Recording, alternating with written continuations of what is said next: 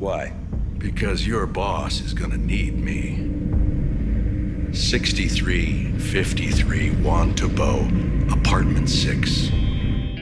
At its core, Breaking Bad is a catharsis. That is, as a viewer, we want to keep watching episode after episode until the next big moment. Oh! Damn, man, look at that, look! But what separates Breaking Bad from other television shows is its lack of downs. Every moment is somehow bigger than the last.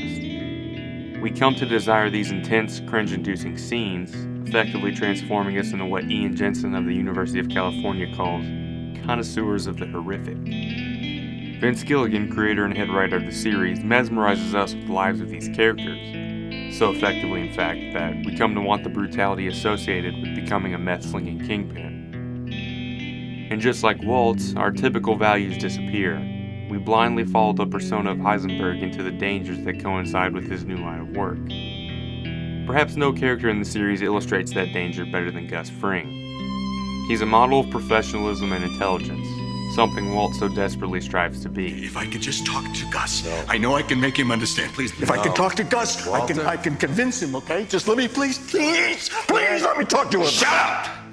In his 2-season run as one of the show's lead antagonists, Gus and the way he does business frustrate Walt, not because of the way it negatively affects him, but because within, he wants to be him. We see this perfectly in the season 3 finale, Full Measure, one of the 5 episodes crafted by Gilligan from the director's chair. The episode begins in a flashback, opening on the first time Walt and Skyler see the house they've lived in for 18 years. When episodes earlier Walt sits at a table in Gus's extravagant home, here, a young and ambitious Walt talks about how the couple need to dream bigger. I just think we need to set our sights high, is all. At least higher than here.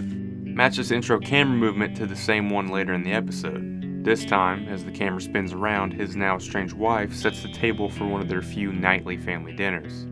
His son does homework at the bar, happy his dad's home at all, while Walt sits, able to spend a small amount of time with his newborn daughter. Meanwhile, Gus can't seem to get his kids to appreciate the food he prepares in his lavish kitchen. But I never get to make it. Kids won't eat it. But, you know how that is. Originally starting with the purpose of providing for his family, Walt's occupation has effectively worked to break his family apart, something our young laboratorian likely never let cross his mind. Theme, then some establishing shots. In the episode prior, Walt goes against the grain by disobeying Gus's wishes, killing 2 of his dealers to save Jesse from danger. Now back in present time, he sits in his car waiting to deal with the fallout. His paranoia is shown to us through an extended use of shots, 15 across a minute and 23 seconds. Gilligan draws this out, helping extend Walt's fear to the audience. During the long walk over, the out-of-focus car lights sit like watchful eyes on the horizon. When we finally make it to the car, Gilligan holds back on showing Gus's face. Another 44 seconds go by before we cut to the medium shot. Gus tells Walt, Explain yourself. The arrangement of the characters in the wide shot places Walt in a claustrophobic position. Unless he's the sole subject of the shot, he's out of focus or insufficiently acknowledged within the frame. Gilligan has visually stacked the odds against Walt, which ultimately make what happens next so important. Outnumbered 3-1 and in the middle of nowhere, Walt is a sitting duck, yet, hat in hand, our Heisenberg isn't ready to give up just yet. He convinces Gus to let him live and continue cooking as usual, or so it seems. After the agreed change of cooking partners, Gail Bedecker once again joins the Superlab crew. Under constant supervision, our Orwell-inspired cinematography continues. When exactly did that start? That's new. Gus and his men have Walt in a position of weakness. Gilligan continues to illustrate that. Despite this, Walt's ego is satisfied. After keeping his previous partner from harm and working with a new partner who wants nothing more to please him in every way. However you like things to be done is exactly how we're going to do them. Period. But Gus knows what he's doing. While Gale faithfully serves under a master chemist, ultimately he holds all the cards. Devising a plan to eliminate the unnecessary difficulty of working with Walt, Gus begins to spin a web of lies. Here's where the critical difference between Walt and Gus is, though. While Gus sits in Gale's homely apartment, he has complete awareness of the evil corporate intentions behind his deception. He acknowledges his position in the scheme of this operation and owns it, something Walt just can't seem to do, going so far as to develop a whole persona to cope with the idea. Deep down, Walt can admit that cooking has more to do with himself than his family. His desire to live up to his own expectations push him further and further into the madness. While Gus has built an empire that seemingly bends to his will, Walt and his subservient former students scrape by to stay alive and out of trouble. The brilliance of Gilligan's writing shines here, as their conflict lies in their dependency on one another. Without Gus and his reach, Walt's product does not move, but without Walt and his quality of product, nothing will sell. They need each other, and, at least at this point in the story, neither can continue solely. Gus, you do this. All you'll have left is an $8 million hole in the ground.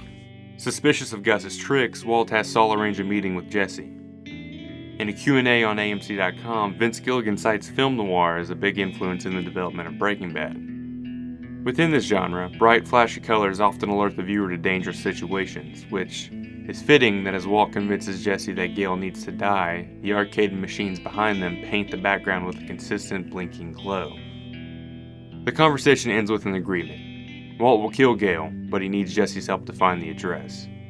Jesse agrees, and later that night they attempt to put the plan into motion, only to be stopped by Gus's men, seemingly always one step ahead. We got a problem. Some kind of chemical leaking in your lab. As they try to march him to an obvious death, Walter needs a plan. Luckily for him, moments like these where pressure begin to mount and the walls close in are where he shines. When earlier in the episode we see Mike take down 4 cartel members single-handedly, Walt has to helplessly call for a contemptible junkie to do his bidding. Our shots move in. Gilligan wants us to feel the same pressure as Walt. It's not until he offers his partner up that we feel relief. The camera pulls back. Walt has room to breathe. Mike presses for an exact address, then Walt goes for his phone. We're back on Walt with tight framing because he's too comfortable. We pan to Jesse still in the arcade, but this time the only colored light we see is a foreshadowing red.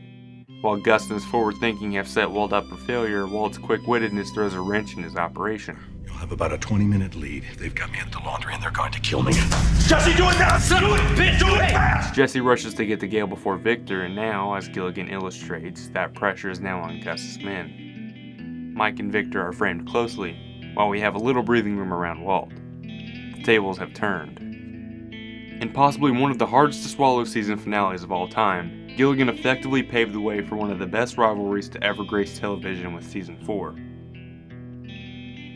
Walt and Gus have similar motivations, but go about obtaining their goals very differently. Walt wishes he could express the qualities they share like Gus does, and as we see in Season 5, he begins to. 68%. And falling. Good morning. May I have your ticket, please? For the first time, Gus is challenged and seriously shaken. Walt wants what he's got. Both Gale and Tomas represent corrupted innocence. 2 episodes in a row, Gilligan hits his audience with these big moments, 2 very difficult deaths. First, a child caught in the wrong crowd, followed by an unsuspecting and indefensible man. While Gus wasn't directly responsible for the former, Walt was definitely responsible for the latter, willing to go extreme extents to keep himself and Jesse alive. That's why, I believe, we want Walt to win. Gus is willing to run a clean operation given the right tools, while Walter, however, just needs to be on top. From wheelchair bombs to Corleone-level hit jobs, Walt brings about the relief Gilligan conditions us to want. We root for Walt, but we cheer for Heisenberg.